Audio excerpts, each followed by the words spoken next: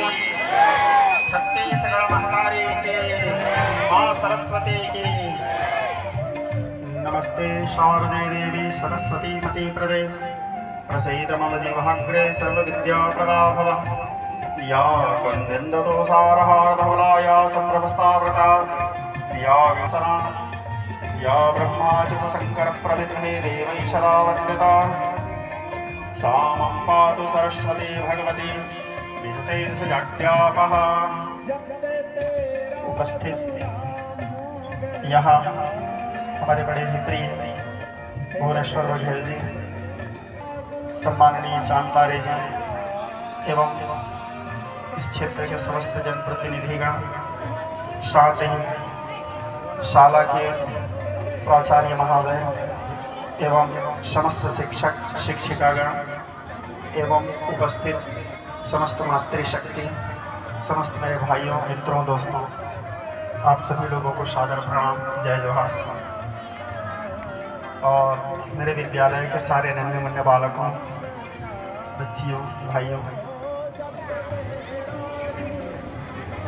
आचार्य देवो भव, मातृदेवो भव, पितृदेवो भव।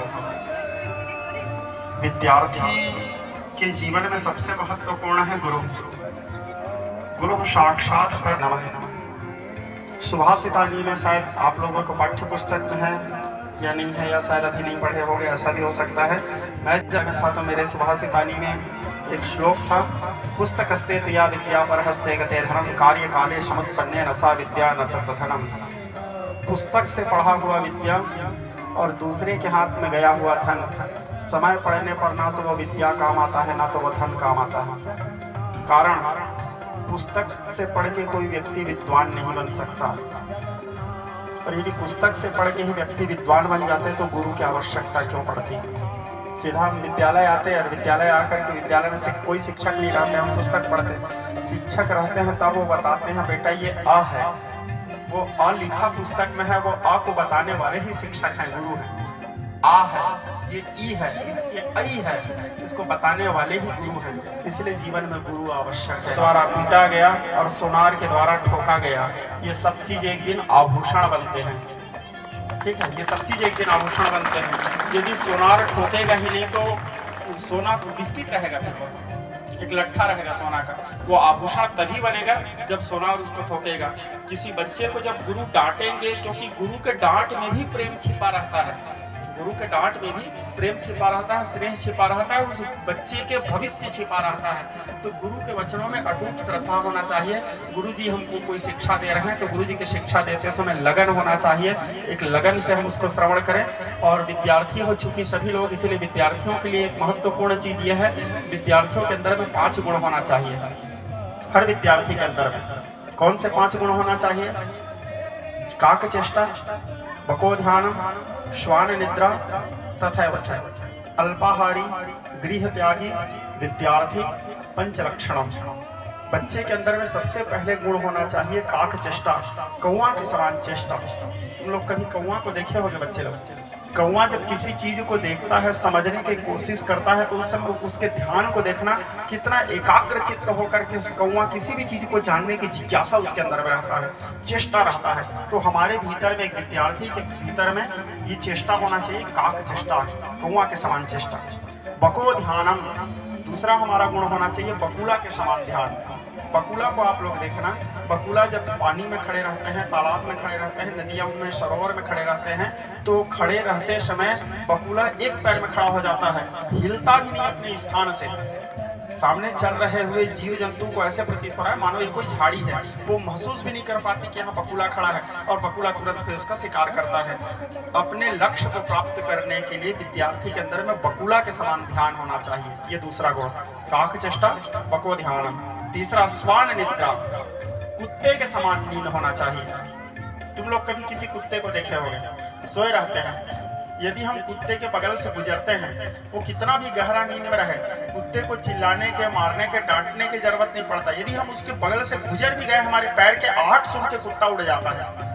तो ये तीसरा गुण हमारे अंदर होना चाहिए, हमारा नींद कुत्ते के समान होना चाहिए। स्वान निद्रा। क्यों कुत्ते के समान नींद होना चाहिए?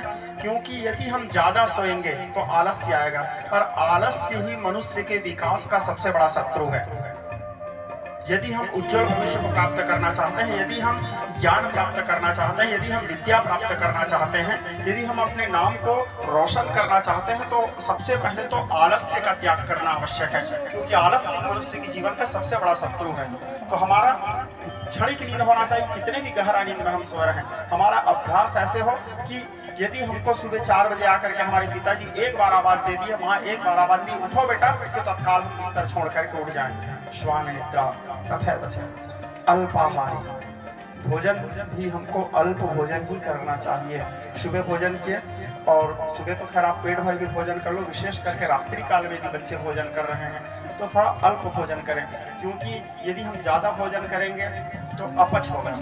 अपच होने के बाद स्वतः फिर हमको नींद आएगा, आलस्य आएगा, जो हमारी विद्या प्राप्ति में बाधक बनेगा। कम भोजन करेंगे, पाचन क्रिया सही रहेगा, शरीर भी स्वस्थ रहेगा, सुंदर रहेगा, निरोगी रहेगा। और हर बच्चे हो सके तो सब लोग इस बात का विशेष ध्यान रखना, जितना हो सके पानी पियो। पानी हमारे जीवन के लिए अमृत है। कई लोग क्या करते हैं, बहुत कम पानी पीते हैं। पानी पीना बहुत सारे गुणों को पैदा करता है। हमारे साथ बहुत सारे रोग तो पानी पीने से ही नष्ट हो जाते हैं। पानी पियो। काक चेष्टा वको ध्यान स्वान निद्रा तथा बचा अल्पाहारी। अल्प भोजन गृह त्यागी विद्यार्थी पंचलक्षणम। घर से दूर रह करके विद्या प्राप्त करना भी आवश्यकता पड़ता है कई बार। जैसे आज सब लोग स्कूल में पढ़ रहे हो बेटा, गुरु जी क्या क्या समझाए हैं, ठीक है, बताना। ध्यान से नहीं सुनोगे, नहीं बताओगे तो फिर सब टटेंगे, ठीक है। तो क्या है 5 गुण? काक चेष्टा, वको ध्यानम, श्वान निद्रा तथा वचा अल्पाहारी, गृह त्यागी, विद्यार्थी पंचलक्षण। आज जैसे स्कूल से निकले हो, कल हम कहीं ना कहीं किसी कॉलेज में जाएंगे, कॉलेज में जाकर के हमको पढ़ना पड़ेगा, या हमको कहीं रूम लेकर के पढ़ना पड़ेगा आगे की पढ़ाई करने के लिए। जब हम 12वीं से निकलेंगे तो वहाँ हमको घर से दूर रह करके पढ़ाई करना पड़ेगा। अब घर से दूर रहे, उसके बाद 2 दिन हुआ, अचानक तुमको अपने मम्मी के याद आ गया, पिताजी के याद आ गया, तुम रोना शुरू कर दिए, वहाँ से वापस घर आ गए, तो फिर वो बच्चा नहीं पढ़ पाएगा, वो बच्चा अपने भविष्य को नहीं बना पाएगा। हम घर से दूर रहें तो भी हम अपने माँ बाप के आशीर्वाद तो हमारे साथ है ही। हमारा मुख्य केंद्र होना चाहिए विद्याध्ययन। ये अभी उम्र है पढ़ाई करने का, और पढ़ाई करने के लिए तो कोई उम्र नहीं। मैं आज यहाँ भले आप लोगों के पास गुरु बन करके खड़ा हूँ, लेकिन यथार्थ रूप में मैं तुम लोगों को बताऊँ, मैं खुद एक विद्यार्थी हूँ, क्योंकि मैं एक ब्राह्मण हूँ। और ब्राह्मण का धन लक्ष्मी नहीं, ब्राह्मण का धन सरस्वती होता है। मैं जिस दिन मरने वाला रहूँगा तो मरने के 1 दिन पहले तक के भी मैं विद्यार्थी ही रहूँगा, क्योंकि मैं सदैव पढ़ता रहता हूँ। जब तक विद्यार्थी बने रहोगे तब तक हमारे लिए हमारा भविष्य उज्जवल रहेगा। सारे बच्चों और ज़्यादा कुछ नहीं बोलते हैं, सारे बच्चों के उज्जवल है। और तुम लोगों के जीवन में तो तुम लोग सौभाग्यशाली हो, इतने सारे शिक्षक हैं, अच्छे शिक्षक हैं, शिक्षिकाएं हैं। सबके उज्जवल भविष्य की कामना माँ सरस्वती सबको ज्ञान दे, सद्बुद्धि दे, उज्जवल भविष्य प्रदान करे। जय जगन्नाथ। धन्यवाद महाराज श्री। वास्तव में दीप में ज्योति, फूलों में बास होती है।